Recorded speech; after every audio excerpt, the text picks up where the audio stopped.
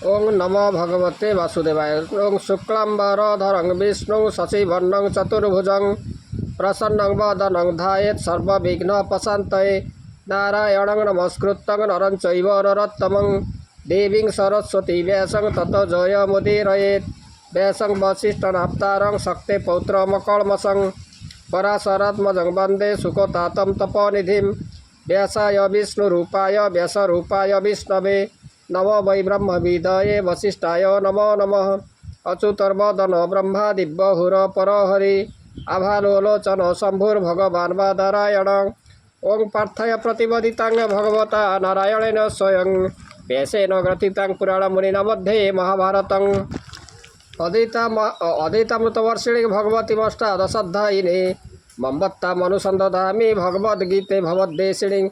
नमोस्तुते व्यास विशालबुद्धे फुल्लारविन्दायत पत्रनेत्र येन त्वया भारततैलपूर्णः प्रज्वलित ज्ञानमय प्रदीपः प्रपन्न पारिजाताय स्तोत्रवेत्रे कपाणये ज्ञानमुद्राय कृष्णाय गीतामृत दुहे नमः।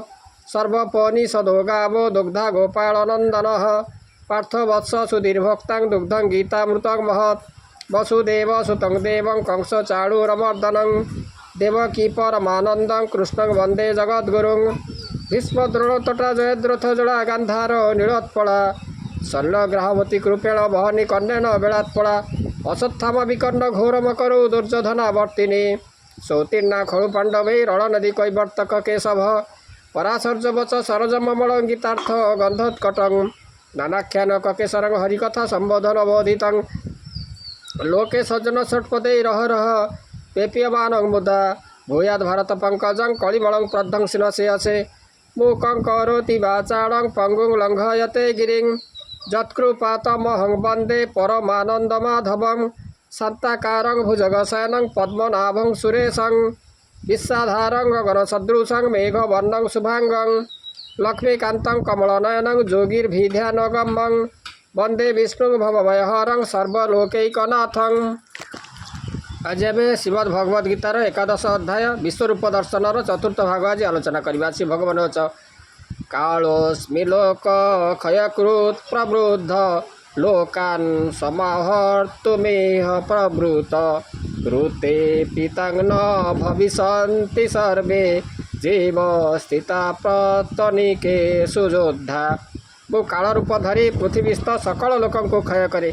भीष्म द्रोणादि जेते योद्धा एमाने से काल बल मरिबे।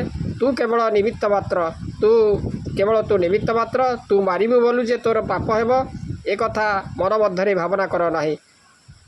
मोहि जे काल रूप धरे लोक मानंकु क्षय करे प्रकृति मोहर एसन नासे पृथ्वी स्थित जन। भीष्म द्रोणादि योद्धा जेते मरिबे माने निश्चिते तोर नाशिबा पाप हेब ए भाव मनरे न भाव। तस्मात् मुत्तिष्ठ जशोलभस्स जित्ता शत्रुन् भुङ्क्ष राज्यं समृद्धं मयि विते निहता पूर्वमेव निमित्तमात्रं भव सव्यसाचिन्।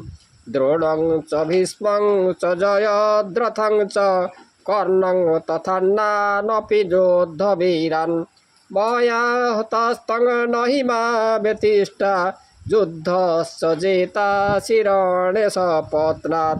हे पार्थ एणु तू शीघ्र उठी यही योद्धा मानक विनाश कर राज्य सुख भोग कर। मु से नासीची तू केवल निमित्त मात्र।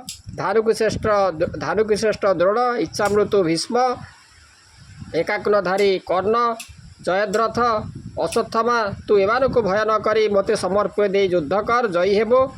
संजय कहले हे राजा। अर्जुन एक कथा शुणी भୟରେ कंपी कृष्ण पादरे नमस्कार करी कहले एबे तू बेगे उठ पार्थ विनाश ए योद्धा समस्त यहाँ नासी जस रख भोग निर्विघ्ने राज्य सुख।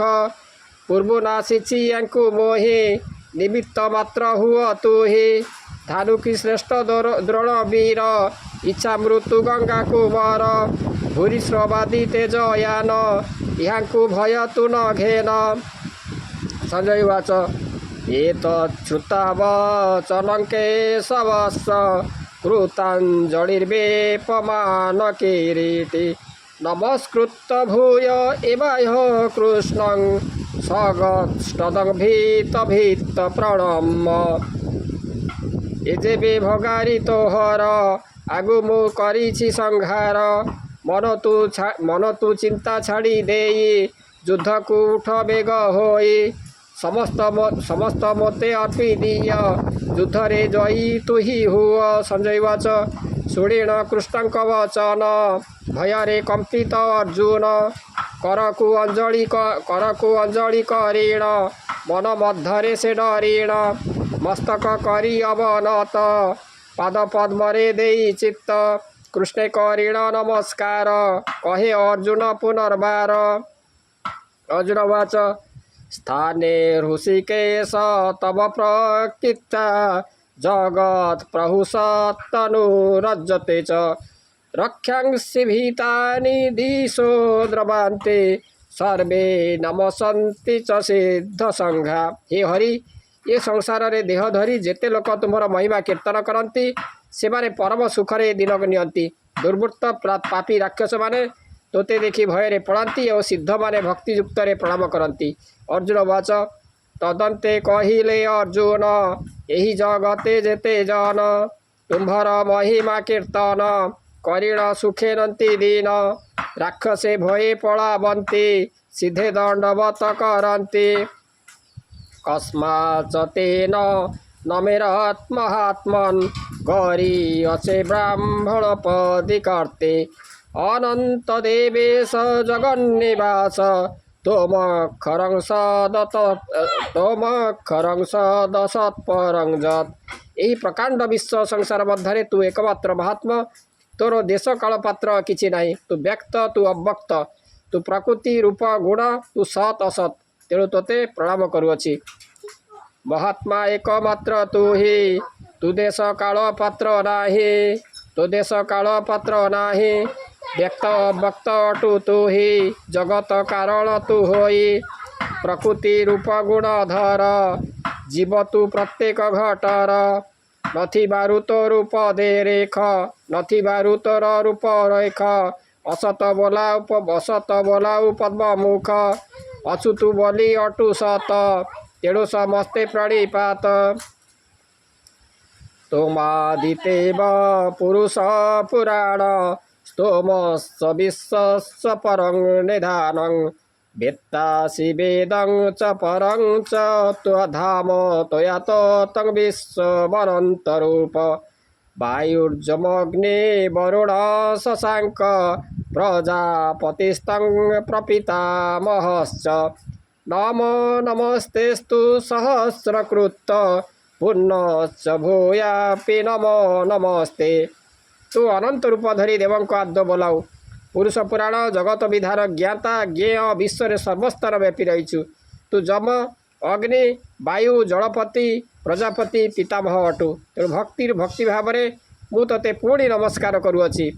अनंत रूप धरी तू ही देवं को आद्य जे बोलाई पुणी तू पुरुष पुराण आवर जगत विधान ज्ञान ज्ञेय तू सर्वस्थान व्यापी रहीचु विश्ववान तू जम वायु जलपति तू अग्नि चंद्र प्रजापति नम पुरस्ता तथ पोष्टतस्ते नमस्तुते सर्वत एव सर्व अनंत वीर्जामित विक्रमस्तं सर्वं समाप्नोसि ततोसि सर्वः।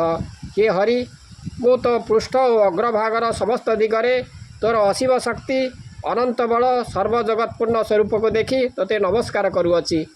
जेणु तू अटु पितामह सहस्रे नमस्मरणीय तेणु मु बारंबार तोते नमयी भक्ति भाव चित्ते हे सर्वव्यापी तो आगरे पुणी मु तोहर पछरे समस्त दिगे तोर हरि सर्वदा नमस्कार करी असीम शक्तिमंत तू ही अनंत काले तोर देहि समस्त जगते तू पूर्ण सर्वस्वरूपे तू ही पूर्ण।